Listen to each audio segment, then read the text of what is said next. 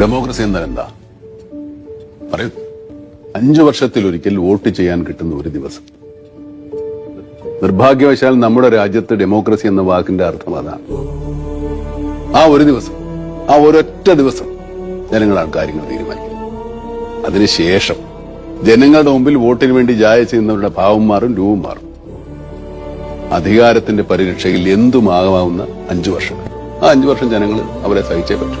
അവരെന്ത് ചെയ്ത തങ്ങൾക്ക് തൃപ്തികരമല്ലാത്ത ജനപ്രതിനിധിയെ 5 വർഷത്തെ കാലാവധി തീരുന്നതിന് മുമ്പ് തിരിച്ചു വിളിക്കാനുള്ള അവകാശം ജനങ്ങൾക്ക് നൽകുക.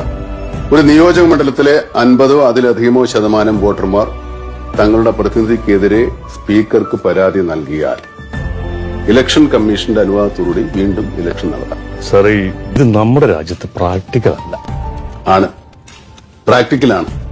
നമ്മൾ അവതരിപ്പിക്കുന്ന ഈ ബില്ല് പാർലമെന്റിന്റെ ഇരു സഭകളും പാസാക്കി രാഷ്ട്രപതി ഒപ്പുവെച്ചാൽ മതി. താൽപര്യമുള്ള സംസ്ഥാനങ്ങൾക്ക് നടപ്പിലാക്കാൻ ശ്രമിക്കാം.